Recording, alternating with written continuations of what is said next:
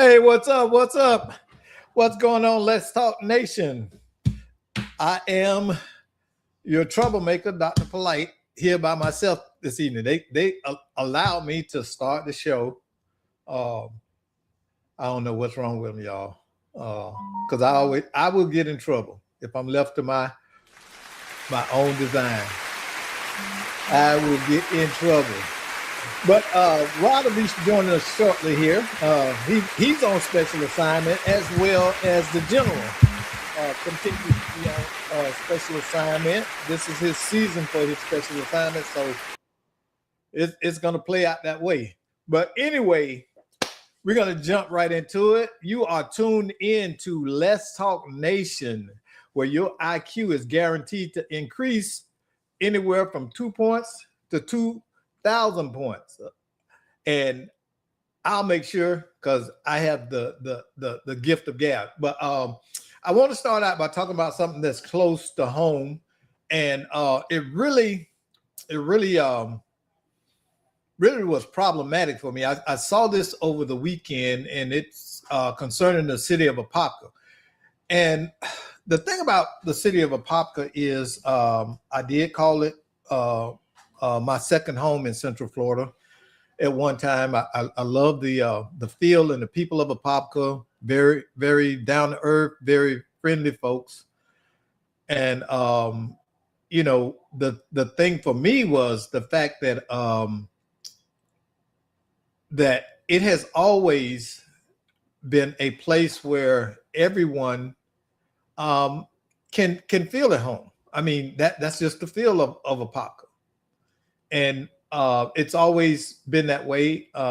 It's small town feel, good feel. And it has a long history of being that. I remember back when I was in high school, a lot of my friends worked after school jobs over there, packing up roses and ferns and things like that. So Apopka has always been central to the life of many people in Central Florida. Apopka has always been that destination. But I saw something last week where they got this guy, Commissioner Nick Nestor. And according to this article, or well, according to this video, he is a undesirable, underhanded person. And this addresses this, and I'll let this other commissioner tell you about what he's done in her own words. Now I'm trying to pull the video up because it's important for us to understand that there's a need for civility and understanding, regardless of what we serve in the community. And this guy does not seem to recognize the need to do that. And unfortunately, he has taken to where he has tried to get this young lady kicked off the commission by filing lawsuits and everything. But I'll let her tell you in her own words. Hopefully you'll be able to see it. I'm gonna share this. Go ahead and share my screen.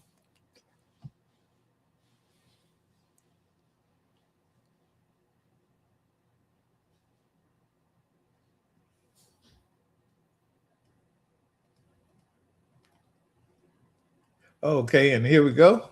As I raise today to address a very serious matter that the residents of the city deserve to be aware of. In 2025, the McLeod law firm filed a lawsuit against me alleging residency issues. On March 2nd, 2026, the judge granted my motion to dismiss. Less than 24 hours later, the lawsuit was refiled. And at this time, the city was added as a defendant. Why am I bringing this to council and to the public? For two reasons: transparency and awareness. What has unfolded appeared to be a coordinated effort to undermine the will of the voters, an effort that I believe that has been led and assisted by a sitting commissioner, Nick Nestor. On January 22nd, 2024, emails were exchanged from the address nesta22@gmail.com, assisting in drafting what was described as a final complaint. In one of those emails, the messages read, "See attached notes" within the PDF. Please do not share this document with anyone or tell anyone that I assisted in the efforts.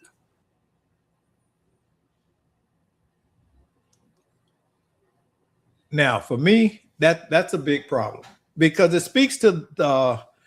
um, it speaks to the understanding that this is an ethical conduct problem for this young man. I don't know him. Okay, I've never met him, but I do have friends like my friend Kevin here who just commented, and I have friends in Apopka that still live over there and run businesses and all that kind of stuff. So I talk to Apopka people every day, to tell you the truth, and it should be concerning to the residents that you have a commissioner that is actively trying to unseat another commissioner and knows that what he's doing is unethical. How do you know it's unethical? Because if it wasn't unethical, he wouldn't say, "Don't associate my name with it." See, and that's a problem. Now, this guy, is he serving himself or is he serving the people that selected him to serve them? Because you got to ask that question. That's an honest question to ask. And this is so indicative of many Central Florida politicians. They are self-serving and they're small-minded, many of them. And the issue needs to be focus on what the people elected you to do, not with these petty personality fights and things like that. All he got is one vote, just like everybody else on that council. Why are you picking a fight with a fellow commissioner when you should be finding every opportunity, every chance to work together, build a consensus on behalf of the people? That's what we elect y'all for. This is why we elect people. We want you to work together. But many of them bring their personality and life issues into office with them. Okay. And I'll tell you this, I told people this about on the Orlando commissioner. I told them, I said, if this person cannot manage your life, what in the world makes you think that they're going to be able, if they can't manage their life, how can they help you manage yours? And see, and that's what it's about. Your leaders are there to help you get the things for your life, the amenities and things in your community that you need that alone you can't get.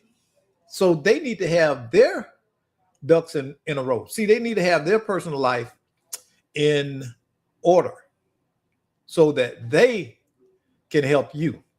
If they're busy going to jail, going to rehab, being caught up in scandals and public drunkenness and drug use and all of those things that have nothing to do with leadership, they're not going to be able to serve you. They are going to be serving whatever issue they got to deal with, because it's certainly going to get in the way. And because of that, you, the public, you now get underserved. You don't get the representation that you voted for because the person is incapable of managing their life. And now that interferes with what they can do for you. And then think of this, and this is another point I made. When people are see who represents you, you become a reflection of that community and how that community is viewed. So with this man being this small-minded and petty, how can people in Apopka even vote for him? Why are you out here sitting and talking against another sitting commissioner instead of finding a way, as any reasonable adult would, to at least work together and find common ground and seek common goal? That's what you're there for. That's what you're elected for, not to get somebody out of the seat because you have somebody in the background that may not like them, and they're telling you this person is bad for the community, and you really don't know. You know, this guy also challenged this lady's livelihood. Why would you go after somebody's job that has nothing to do with them being elected? Why would you file a false complaint? This is ignorance. This is absolute ignorance. And this Apopka, let me say this. This tells y'all who this man's character is. Point blank, bottom line. He is untrustworthy. Okay. It's like this. A friend of mine that, matter of fact, he's from Apopka. He told me this. We had a mutual friend, and the friend was cheating on his wife. And he said, I don't want to do business with him anymore. I said, why? He said, because he cheats on his wife. And I said, well, what that's got to do with it? And he made a valid point. He said, if he cheats on the person that he snores face to face with every night and has professed his undying love for them and fidelity to them, if he cheats on them, what would he do for me? And I said, that makes absolute sense. And you have to understand, when people show you how they operate, don't pretend that they're not operating that way. This guy is over here going against and trying to undermine an elected, not chosen, an elected person in office, just like he was elected. Okay. Now, if he manages to do that, what else can he manage to do? This is unethical. And as Maya Angelou said, when people show you who they are, believe them. Trust your first instinct about a person. This guy is trouble. And y'all think, Kilsheimer was an idiot. This guy is probably, if he goes further in Apopka, he's probably going to be more of a problem. And it's crazy to watch this. See, I've been around Apopka since Mayor Lamb was still living. And I forgot the guy's name. I didn't like him. I can't think. Richard something. It's a long story behind that. But y'all know I shoot from the hip. If I don't like you, I tell you to your face and keep it moving. But Richard Anderson, that was it. I was trying to think of his name. Real butthole. I mean, real character. You have to understand some of the things that went on while he was administrating for the city of Apopka. But you know, I've watched Apopka under siege under Kilsheimer, and it wasn't pretty. A lot of things went wrong. A lot of underhanded backroom deals went on, and people continue to try to justify it. And you can't do that. You have to look at the collective of the leadership there and understand that it's about the people. It is not about the person that's in office.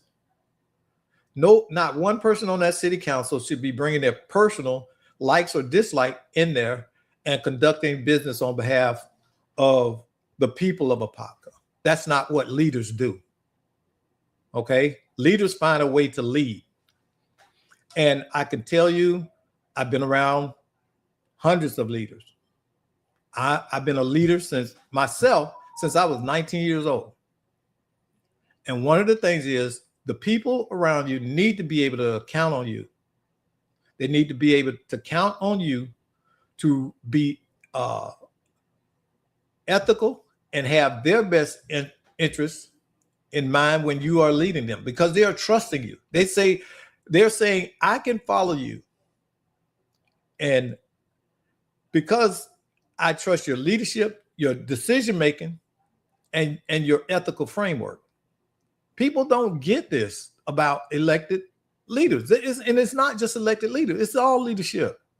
It's all from pastors to elected officials. You need to have a ethical framework that guides you. You can't just go out there and do stupid stuff, because in essence, it's destabilizing. Now, imagine if you have 3 more people on Apopka City panel that acts like this guy. Nothing would get done. Nothing over there would get done. And you would have more problems. You'd have people who are doing backdoor deals, backroom conspiracies, and all of this kind of thing, because those people will only serve themselves. They're not interested in serving anybody. And to tell you the truth, it's been some good leadership in Apopka. Okay.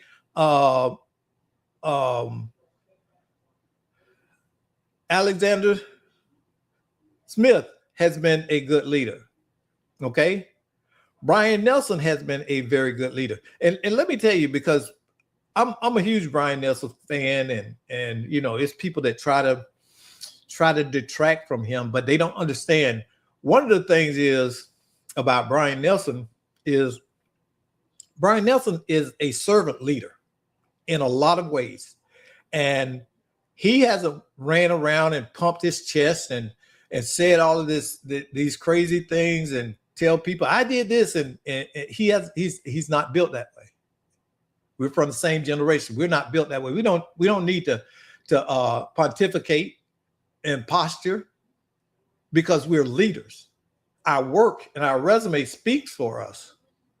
Now, that doesn't mean that we should not be recognized. What it means is that it's bigger than just us. Yeah, you know, if I'm in charge and stuff, what I want you to see is that I'm going to do the right thing, and that you can trust me and you can follow my leadership. Okay.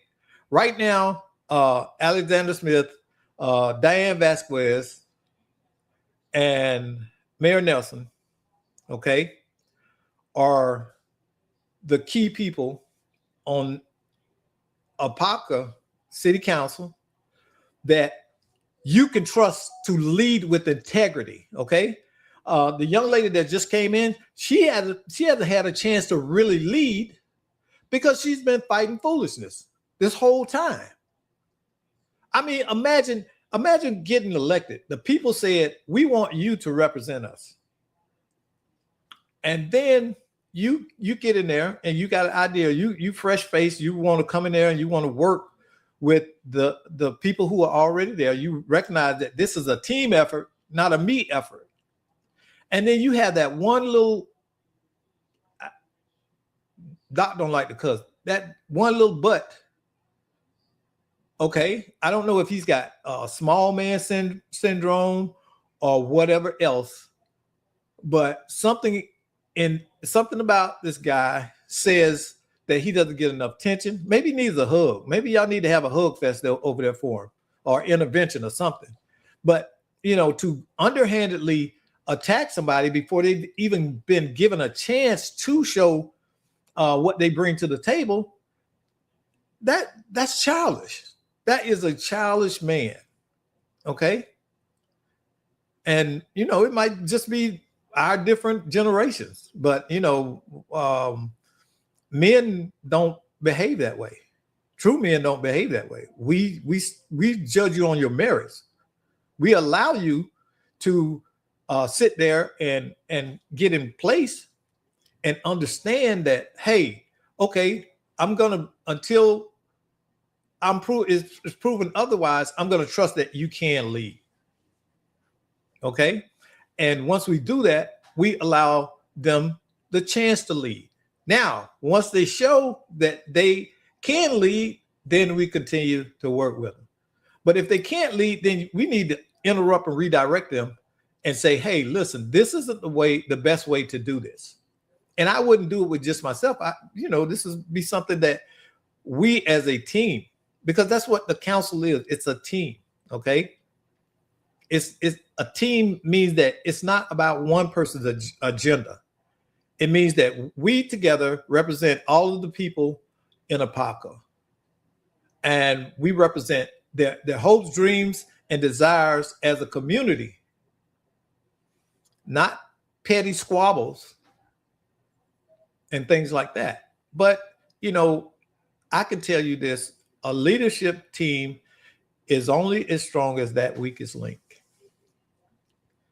And really, people need to think about who they are electing. It has consequences. It has real consequences. And one incompetent and or unethical leader can knock everybody down. And that would hurt. So we got Brother Love coming on in here.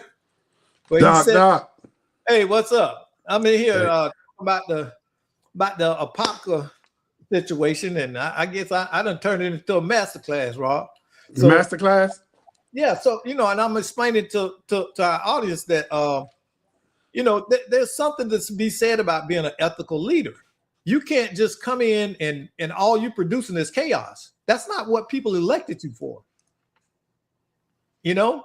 And so you Doc, so you must have presented the Commissioner Anderson's her commission meeting video. Yeah. I showed that at the start, and I just cut it off. I just went to the part where she reads the letter that he sent and was telling the people not to let anybody know that he was a part of that. And I told them that right there should tell you everything you need to know about this man. The fact that he recognized that this is underhanded and unethical should tell you this is the kind of person I am. This is not a one-off. This is who this person is. And they will continue. And, you know, it's better for people to know. Yeah, it's better for people to know now than until a person gets in office. But, you know, I guess the other important piece, man, that this really resonates with me is when you look at Mayor Brian Nelson. You know, man, you're talking about a person, man, who has strong ethics. You're talking about a person, man. I touched on that, and I explained to the audience, look, me and Brian, we were basically from the same generation, and our thing is, we don't run around in your face talk about what we did for you. That's not how we operate. And I've known Mayor Nelson a long time, and I know him to be a very conscientious and ethical person. And he bleeds Apopka blue. Okay, this man has long advocated for Apopka. This ain't just start. Okay, and sometimes because people haven't been there, they don't know. All they can see is from their limited view. They don't know the longitudinal stuff that has went on, okay? Serving that community, okay? Helping with the leaders before he was elected. And you're right. And Doc, you're right when you say you're giving a master's class on it, and I'm not gonna interrupt you much more because, I mean, you're navigating this thing, and when you're saying the master's class, here's a guy who, as you mentioned, he doesn't go around, man, and say, I did this and I did that for other people. It's almost like, and I'm not going to mention, I will mention Bishop McCray, man, when you talk about putting on a master's class from a teaching perspective, man, when he went down the road of John 21, and you and I had this conversation, you know, when Jesus asked Peter, or not asked, but he told Peter, he asked Peter, do you love me? And Peter said yes. And then, you know, and Doc, you know the rest of this story, but he asked him three times. The third time, Peter kind of got frustrated. He was frustrated. But I'm gonna go to the point, and then I'm gonna pass it back to you, Doc. And the point was, and you understand this because I've listened to you teach as well. But all of it was when the ask was, do you love me 3 times? It's not in the words, it's in the deeds. And what I'm saying is, Mayor Nelson has has executed the deeds for the constituents of the city of Apopka. And When you're talking that's about what holding down taxes. That's what the people of Apopka need to look at. Has Mayor Nelson loved us? And unequivocally, yes. It's shown in the way that he has represented the city of Apopka, that he has advocated for the city of Apopka, that he has went to bats. I remember we had the meeting when all those people were getting shot over there in South Apopka and stuff. Now, and I said, and I watched Mayor Nelson, and Mayor Nelson was very disturbed by what was going on. And he wasn't the mayor at the time. He was a county commissioner at the time. Exactly. And he was like, Doc, I need to get with you, and we can talk about some things that we can, maybe some programs or something to, to deal with the trauma. And those are the conversations, Doc. Those are the conversations that and people don't know that. Now, he wasn't, like you said, he wasn't the mayor then. Okay, but we all stood out there and we had this conversation about how do we help our community. He wasn't the mayor at the time. I ain't heard nobody stand up there that day talk about, well, I'll do this and I'll get credit for it. That wasn't even in the conversation. It was concerned about the safety and security of those people. You're right. And Doc, you were one of the main people. And that's when Kilsheimer was mayor. And you were one of the main people, Doc, when Mayor Nelson said, we got to do something about it. And what he did was he got on the phone, man, and he called the different individuals from the community. And subsequently, you had the first Apopka Youth Violence Task Force. And that task force, you had Dr. Randy Nelson, you had Attorney Greg Jackson, was involved. You had community members that was part of the task force. But the beautiful thing about this was Mayor Nelson said, hey, we got to address the killings that are taking place. We got to address the crime. But hey, guys, when you address crime, you got to address it from a holistic perspective. You got to create jobs. You got to look at housing. And man, that youth violence task force didn't look at just crime issues. Greg did a master's class on community redevelopment with the CRA at the time. The state was looking at eliminating CRA statewide. You had Dr. Nelson, who talked about community engagement, law enforcement relationships. You had conversations about workforce development, of which Mayor Nelson then coordinated. As a matter of fact, Dr. Nelson engaged Apopka before he even engaged Orlando. You're right. You're right. You're absolutely right. Hey, before the first Orange County task force ever took place, you could look at the recommendations from the Apopka Youth Violence Task Force, and that was a blueprint. Exactly. So, and let me say this to the people. I want y'all to lean into this and hear this, okay? The difference between a leader and a pretender, a leader will always show up with the solution to the problem that they're addressing. See, when y'all see them few little citizens that's always running up there to the podium at the city council meeting, and all they do is this, that, and they never once come up and says, "Here's a plan that we've worked out that will address here's a viable this solution." Yeah, exactly. See, what you know me some years now. Do I ever talk crap about something and don't have a plan? You're right. Every time I address an issue and I talk about it, trust me, people, I have a plan. Okay, I know how to address it, because I'm not gonna. The first thing I'm gonna do is say, why is this a problem? I need to do a triage on understanding what's the causation of this problem. It's not. It don't just happen out of thin air. There is a reason that things go on, and we have to start problem solving from that point of view. Why is this a problem?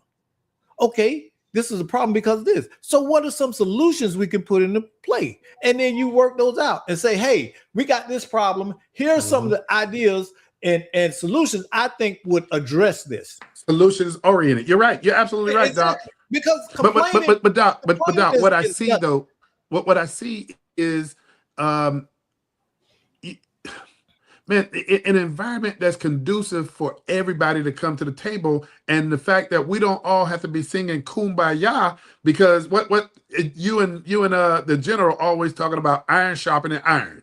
So that means we don't have to always agree, but if we're gonna be disagreeable, let's be able to come to the table and debate those issues and come up with some viable solutions. And that's what Mayor Nelson has been able to do.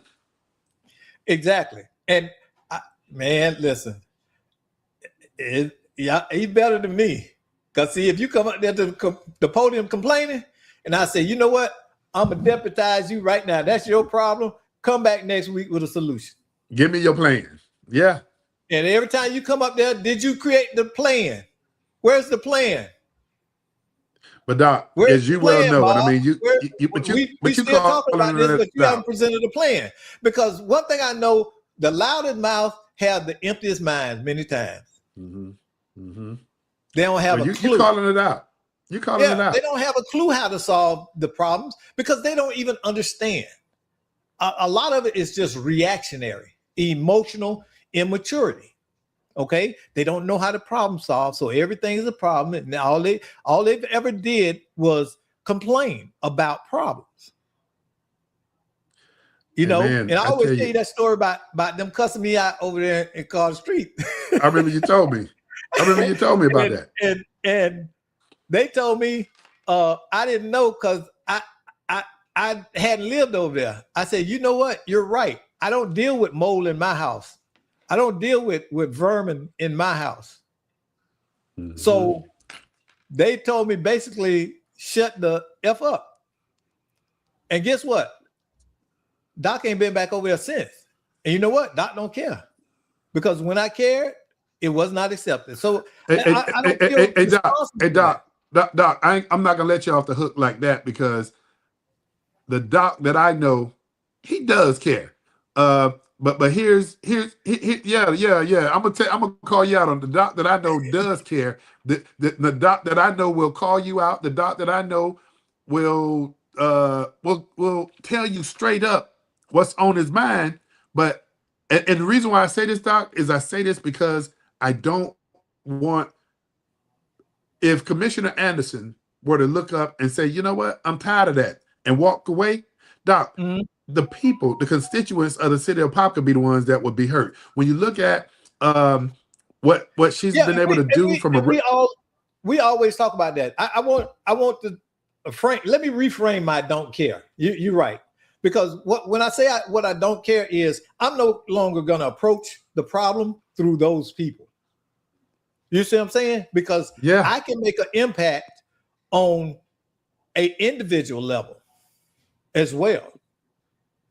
And I have done it. And you've done that. But Doc, here's something that we have to figure out. How do we, I don't know if it's charisma, I don't know what it is, but and I hate to do this, but I am going to do it. Man, some of the individuals that have stepped forward, that have stepped out, that are making it easier for more people to step up and step out.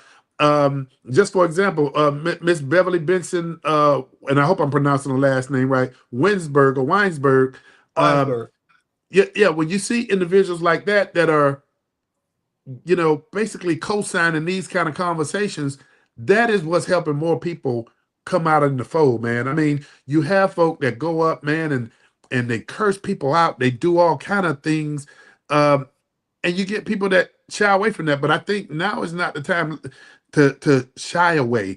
It's the time to stand up for what's right. You don't have to address that nonsense, but you have to be willing to step up. With Commissioner Anderson and all that nonsense that has been taking place, I'm glad she came out and said, here are the receipts. Know who you're supporting, but know what you got representing there. But I say all that to say, again, I'm going to come back full circle, because Mayor Nelson is an individual that we're having a conversation about. You know, sometimes we could take things for granted, but some of the things that we need to look at is, man, this guy has continued to press to keep taxes low. Look at the conversation that's taking place at the state level when you're looking at property tax reform. Mayor Nelson he's already been in the gap from a municipality standpoint, stepping in the gap saying, hey, for taxpayers of the city of Apopka, I got to stand in the gap and hold those taxes down. Yeah, individuals are talking about some of the things that are taking place. Doc, one of the things that you and I never care for is we don't care for any level of tax to be raised upon us. But one of the things that's a reality that we all got to figure out is that Apopka, when I moved here, was a bedroom community of about 30,000.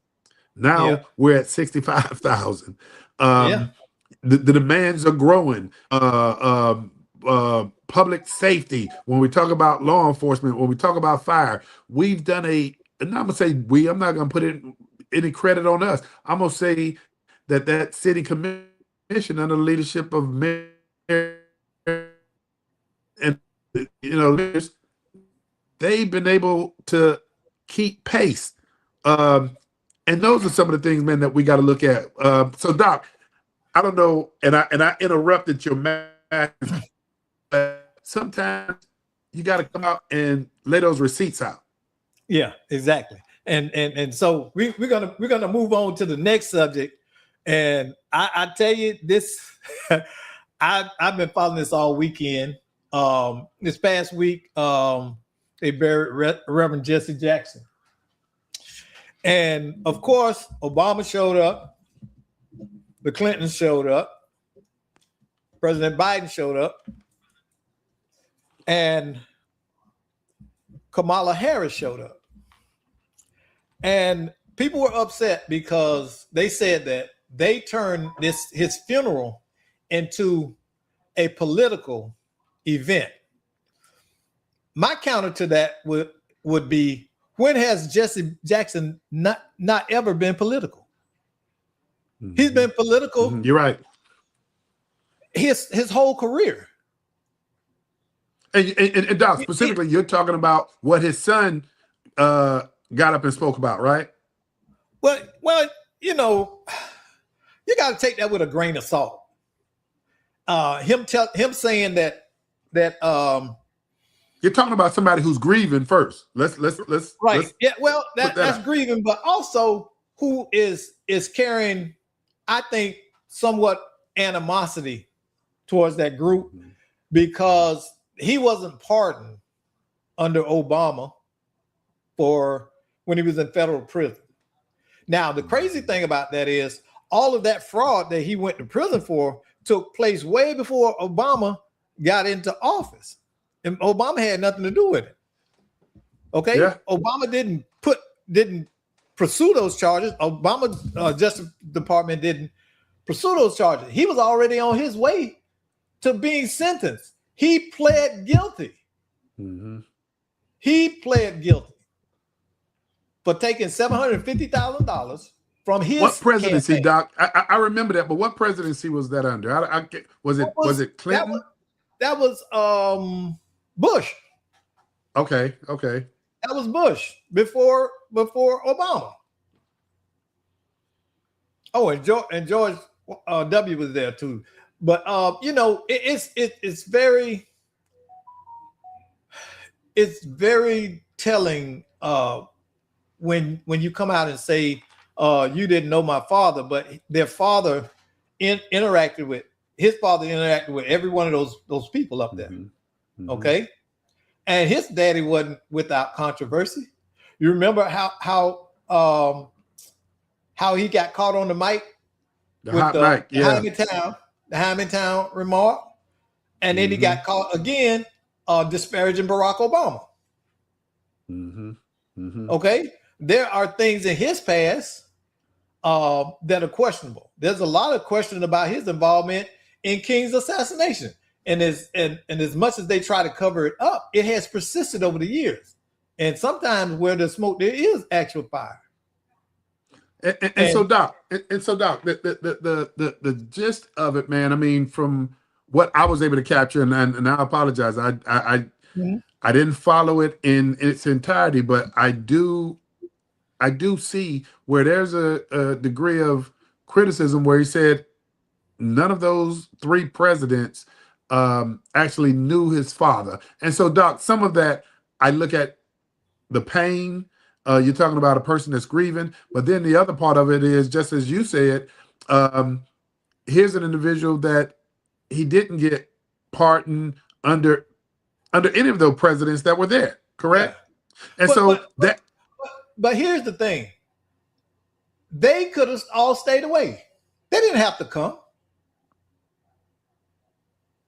You're right. They did not have to come.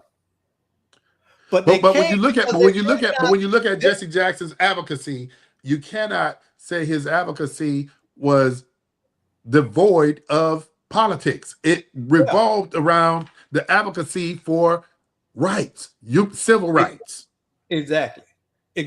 And so that's political. Civil rights is political. It's not spiritual.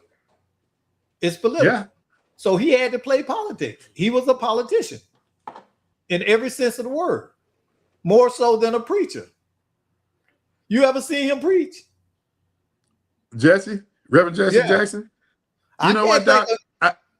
I probably saw him, but then saw him like you when he was in the pulpit, but it was preaching from an advocacy standpoint about something regarded or related to.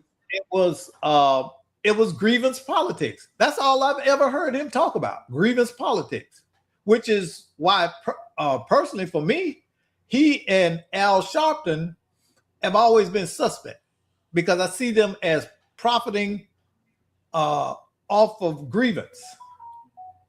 Okay.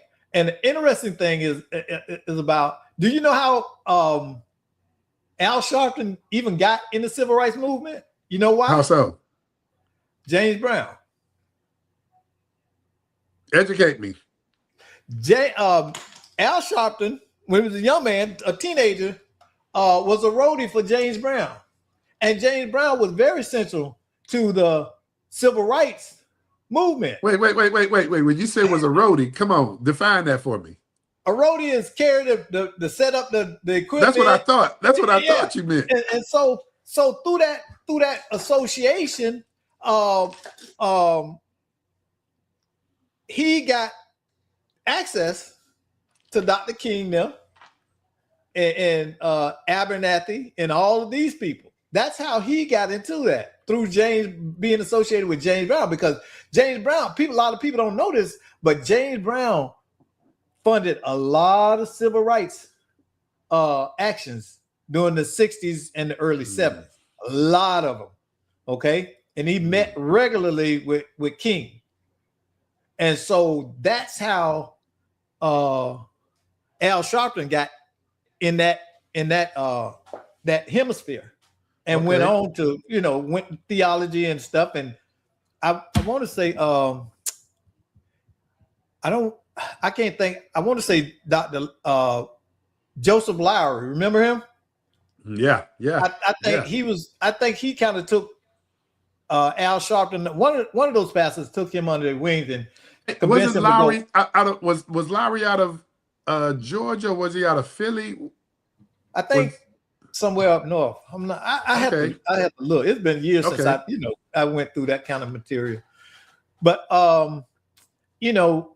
it's funny. We're looking at the twilight of an era. Really, in addressing Jesse Jackson's passing. Them freedom riders. That's why I'd be looking at people talking about my mama marched with Dr. King. Boy, your mama 50. She ain't marched with no Dr. King. How you telling that lie? Your grandmama either. Your grandma my age. I wasn't marching with no Dr. King. I remember when Dr. King was killed, because I was 7 years old. But I can't say I marched with him. And a matter of fact, this past week was the anniversary of the date that Dr. King spoke in Orlando. I think it was on Thursday. This past Thursday was the anniversary. His one and only trip. He came here, and it used to be what was called Tinker Field. I don't know if you've been here that long. Right behind Campbell World Stadium. And that used to be the winter home of the Minnesota Twins. And Doc, you got some history, man. Yeah. So when I was a boy, we could they would give, you know, like the elementary school, they give us tickets and stuff like that. So me and my uncle, that was a short walk from my grandmother's house right there to Tinker Field. So we go all the time. When we get tickets, we go out there and watch the baseball. Now we had to sit off to the side. That tell you, see, I ain't that young. Okay. Hey Doc, so you didn't give the reason why you had to sit off to the side, but I know and understand the reason why you. What I'm saying. Yeah. You know, I had somebody tell me, because I was explaining about when I was a little boy, I vividly remember having to sit in the balcony at the Beecham Theater downtown because that's where black folks sat. And even as a little boy on the bus with my mom standing behind that line. See, people love to think that it was so long ago, but it's been within my lifetime, huh? But let me ask you this, and you know, I'm going to. One of the first things I'm going to say, man, is when I first moved to Central Florida, I lived a couple of places in Orlando. I will tell you, my wife, my father-in-law, they are Popkins. Even though my father-in-law originally Alabama, but he moved here as a kid. Yeah. And so they're deeply entrenched with Apopka. They used to live off of in, I think it was Zellwood or Plymouth. Used to live on a dirt road. So when I say my wife and her side of the family, man, they're deeply entrenched. And Doc, you led off with this when we were talking about Mayor Nelson. And I don't like to go here too much, but when Mayor Nelson engaged, when Apopka had about 6 or 7 killings in the span of 8 days. One of those that were killed was my wife's first cousin. And you know, when we talk about relatives and relationships, this was a cousin that my wife and her family, they would see each other because, you know, in Apopka, man, 13th Street and thereon, and their grandmother house, and they always had food. They were cooking. A family that always celebrated no matter what.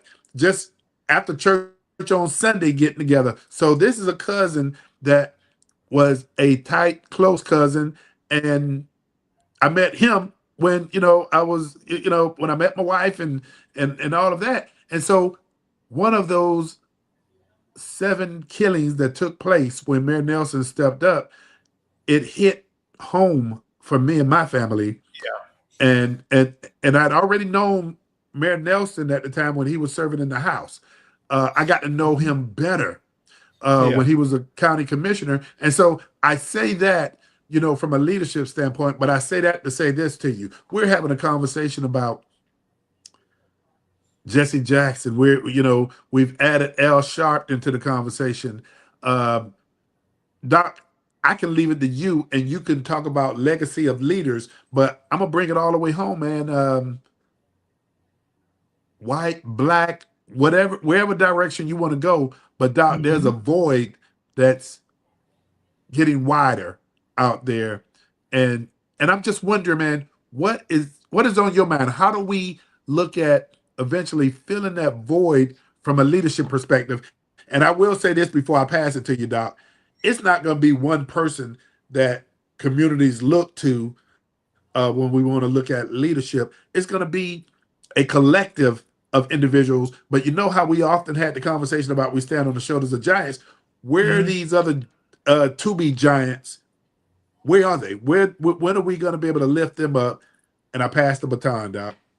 Well, one of the big things for me personally, how I look at it is we've got to talk about the ethics of America.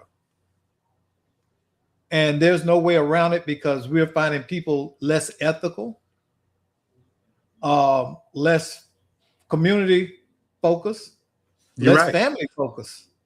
Okay. And Doc, you could back families, up. You could back up what you're saying, and see that's that yeah, Dr. Nelson teaching that's coming out of me. You can back up everything you're saying based on empirical data. empirical data. It's there, and it's been there. This trend. This is right now we're on a 20-year longitudinal trend of decline in ethical behavior. We're seeing that. We're seeing. There used to be shock value. There's no shock value anymore. Yeah. You know that. Remember they used to call them shock jocks on the radio. Yeah. Why? Yeah. Because they would get on there and say outlandish things that nobody thought people should or would say. But now everybody. But now everybody's on social media and they shock jock all day. They cuss each other out. There's no civility.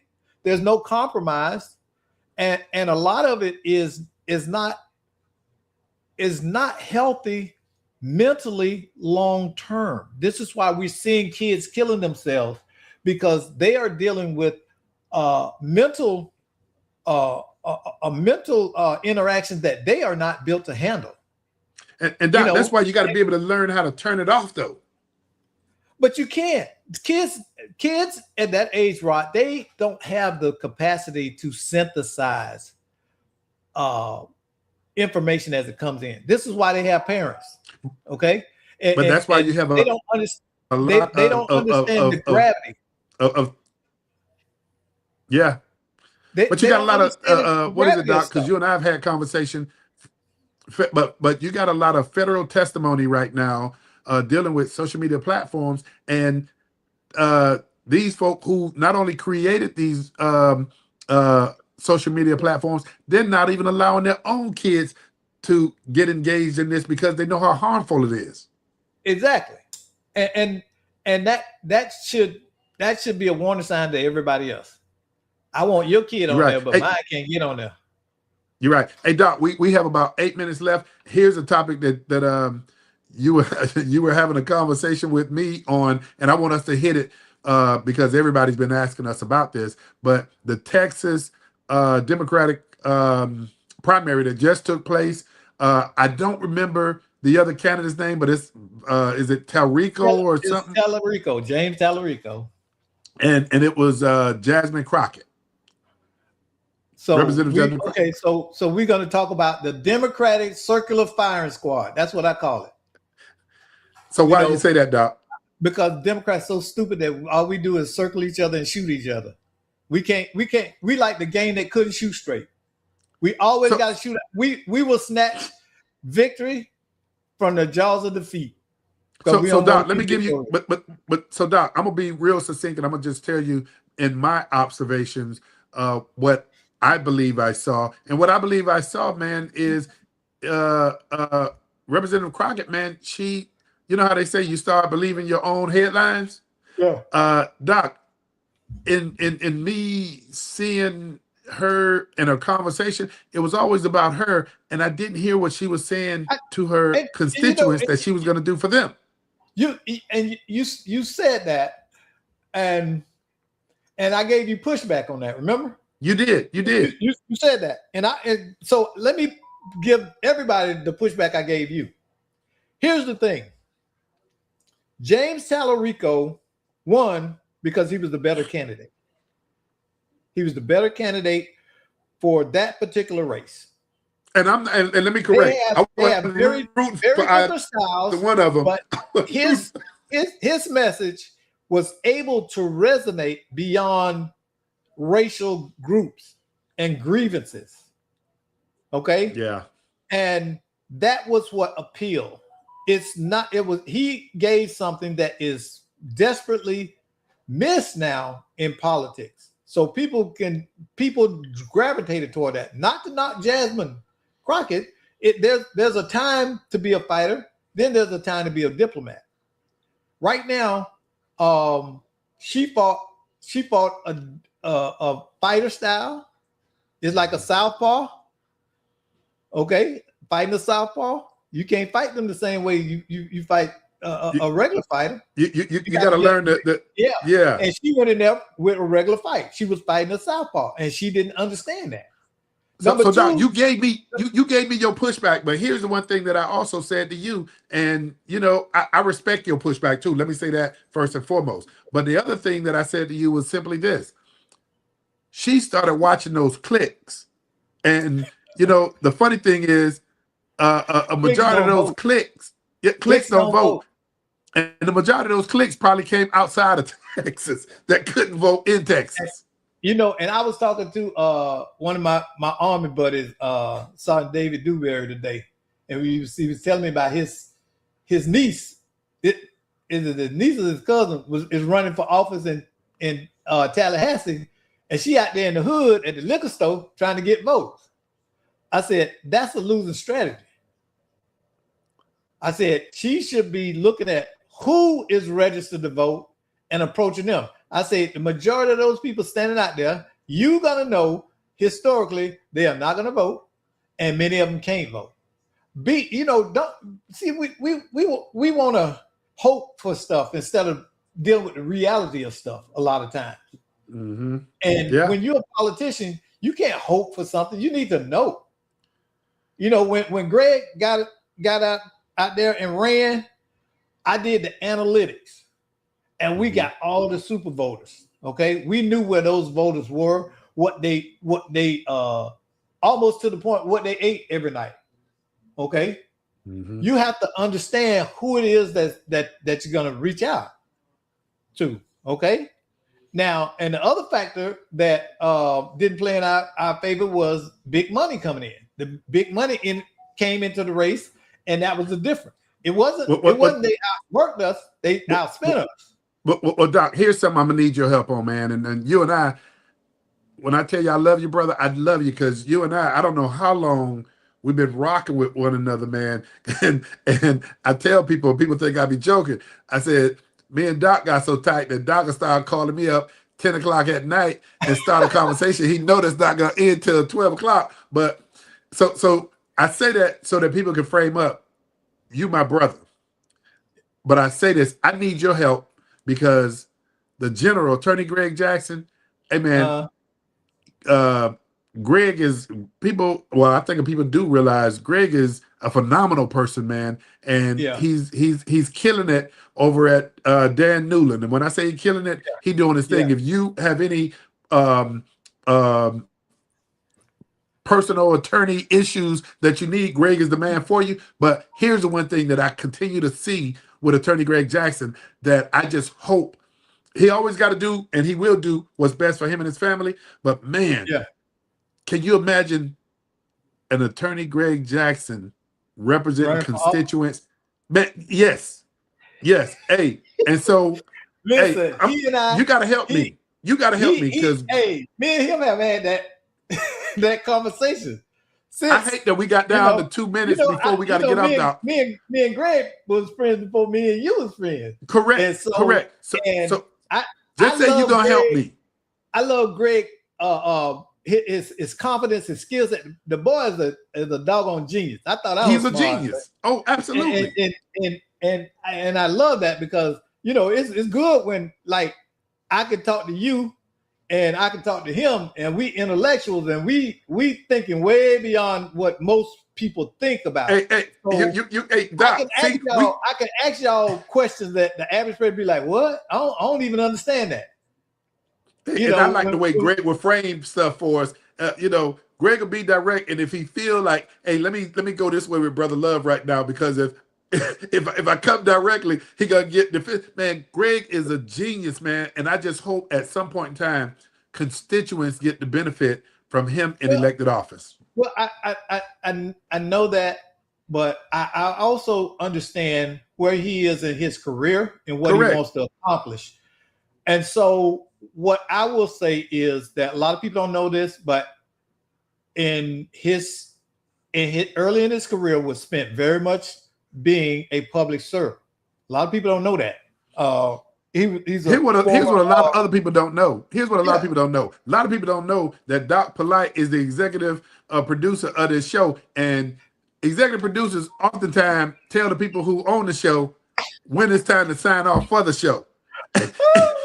You good at everything you do. But yeah, you see the clock now. Hey, Doc Polite, man. Hey, brother. I love, Attorney Jackson. I think he might be off for special assignment next week, and that he's victorious. But Doc, man, I appreciate how you holding it down, how you laid it out, and brother, we're just gonna keep on rocking, man. So you don't have to go home tonight, brother. But I got to get out of here. Hey, Doc, I'll check you out, brother. Hey, man, thank you, Doc. Hey, for those of you who listen to Let's Talk Nation, tune in next Monday, and we're gonna give you a little bit more of what you're looking for.